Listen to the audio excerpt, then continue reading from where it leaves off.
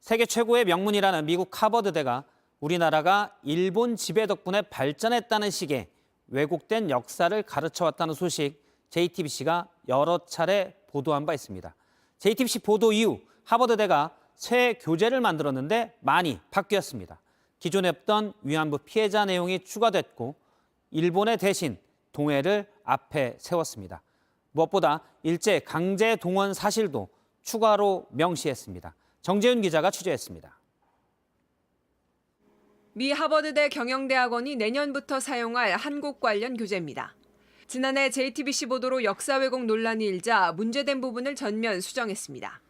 일제강점기를 설명하면서 끔찍한 강제노동이 포함됐다고 적었습니다. 기존 교재엔 없던 내용입니다. 최근 우리 정부가 강제동원 배상안을 내놨지만 일본은 여전히 사실 자체를 부인하고 있습니다.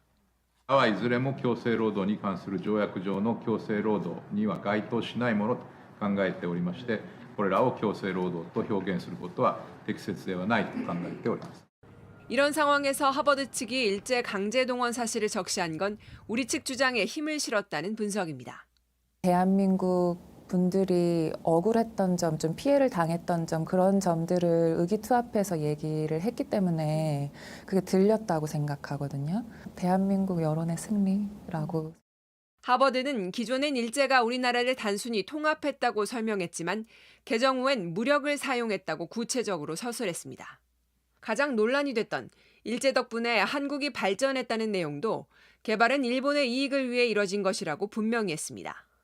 또 성노예 위안부란 표현이 새로 들어갔고 일본의 표기만 쓰다 동해를 앞세웠었습니다. JTBC 정재윤입니다.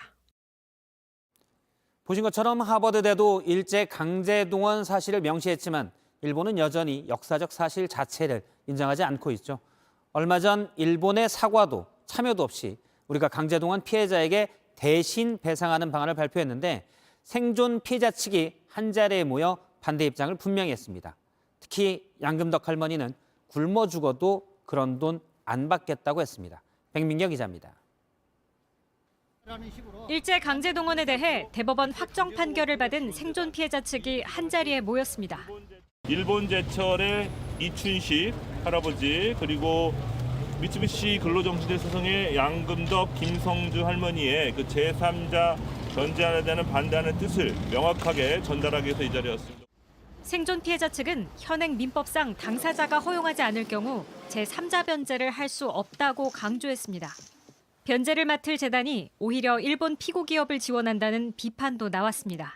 재단 간판을 바꿔야 한다고 생각합니다. 피해자들이 어렵게 쌓아 올린 역사적 성과물을 완전히 뒤엎고 전범기업 명예회복을 위한 기관으로 완전히 전락했습니다. 생존 피해자인 양금덕 할머니는 국회를 찾았습니다. 나는 절대 금방 굶어 죽은 한이 있어도 그런 돈을 안 받으랍니다. 야당은 정부가 내놓은 제3자 변제안을 규탄했지만 국민의힘은 한일 정상회담을 앞두고 정치적 의도가 있다며 전원 불참했습니다. JTBC 백민경입니다.